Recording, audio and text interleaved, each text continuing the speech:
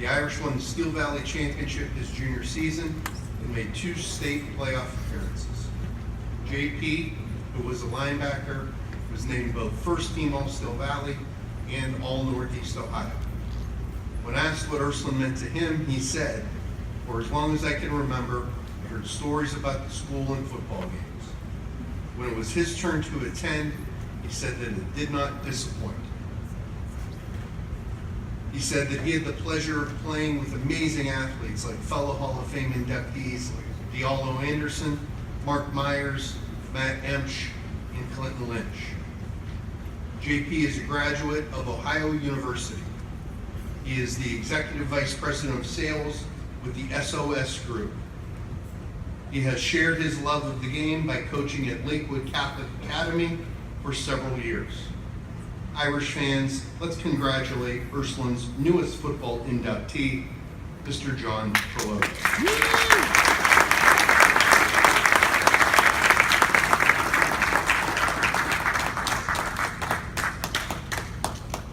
Hi, everyone.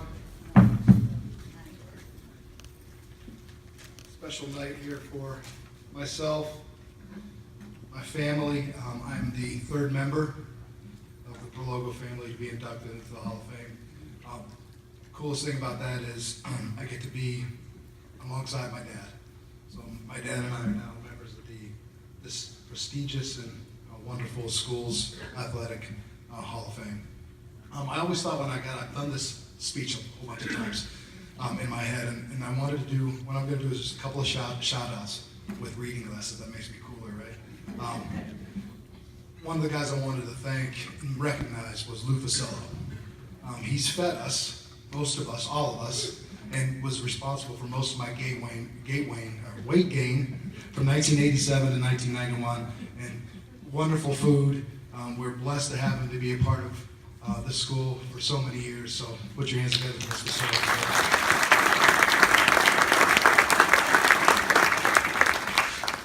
Just a quick recognition to a few people. I don't know if you recognize or not. There's a couple of members from that school down the street on the south side, across the tracks in the woods. I don't even know where it exists. It's over there. I won't even mention the name, but I had the pleasure of playing against some of them. One of them, Terrica Jones, probably one of the best players I've ever played against. I'm thankful that he's here tonight. My cousin, or uncle, Matt, who I played against, was a big family to-do, is here tonight. Rick Cook and George Reeder, who has become a lifelong friend of mine, who actually got inducted into the Mooney Hall of Fame a couple months ago. Was my year. We were the Steel Valley, All-Steel Valley Conference linebackers that year, and became a lifelong friend of mine. It's actually the godfather to my son who's here tonight. So those guys are all here. I don't know if they thought it was the Hall of Fame for the guy who held the most in the Steel Valley Conference. But I think it's a little bit of form of flattery, and I thank you all for being here. Mr. and Mrs. Reeder has seen George and I compete against each other forever, and introduced us back, I believe, in 7th grade in a basketball game outside of Ursuline, St. Charles against Immaculate Conception. He said something to me a couple of weeks ago when I was at George's Hall of Fame induction that kind of stuck with me. And he said, "Do you realize how many athletes have come to the schools? And you and George and all the members that are here tonight are a part of that group. As you know, it's such a small percentage." He said, "You're part of the elite." Well, I don't know about elite, but I thank you for always being there for us and being like a second dad to me and Mr. Reeder. My mom, obviously, I wanted to thank you, obviously, for everything. What would I be without you?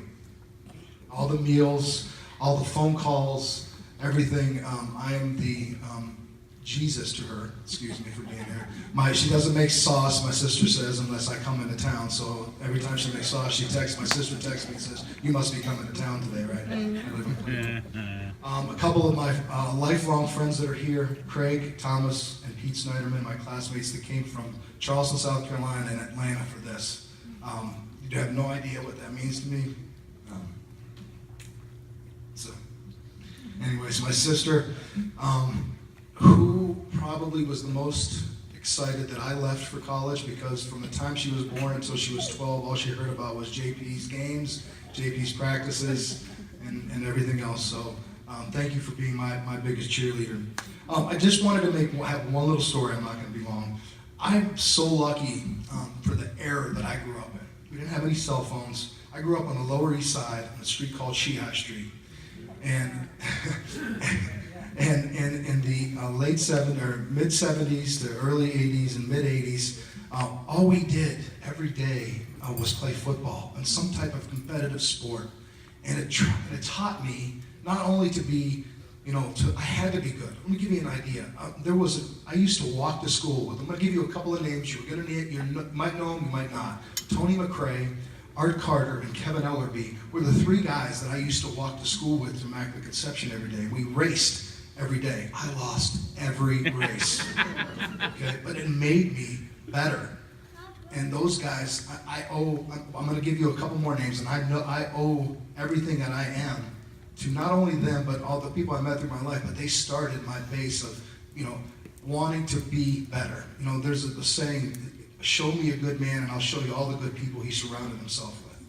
And I firmly believe that. I grew up with those guys wanting to play football all the time. My first experience in football was with the Steel Valley Chargers. And there's four guys that I started out with, and you guys at the table might know them. Chuck Marlowe, Locke Beecham, Matt Gilchrist, and Mike Barber. Those were the first four people I have ever had experience of playing football with. So I had no choice but to be halfway decent. I'm looking across the line, and this guy's got boogers in his nose, and his face mask is up, and Matt Gilchrist wants to knock my head off. So what am I going to do? I've got to be somewhat of a decent player. So I thank all of them for that, and I just feel so lucky to have grown up in that part of town during that time. We didn't have any cell phones. The street lights came on, and Mom or Dad was outside on the front porch calling us in for playing football or baseball or basketball or something. And I think we're missing that, especially I got to raise my little boy who's here, and I just miss that. And then finally, people ask me, why is this so important to you? Obviously, it's Ursuline, Youngstown Ursuline Irish, hello. But it's a family tradition. Like, why is it, we go away, why does this mean so much to us? We sit up here and talk, and so we're so emotional. And it's just, it's part of us. And what are we doing this for? One, we're doing this for my little boy, my little girl over here, who I want to share all these experiences with. And finally, this for one person who I brought his plaque that he got in 1996. Really, this is for him, because in this universe or wherever the other world is with God, my dad is dancing like you wouldn't believe right now. This means so much to him, and he was my biggest cheerleader, my biggest fan, and I'm just so happy to be sharing this with him tonight.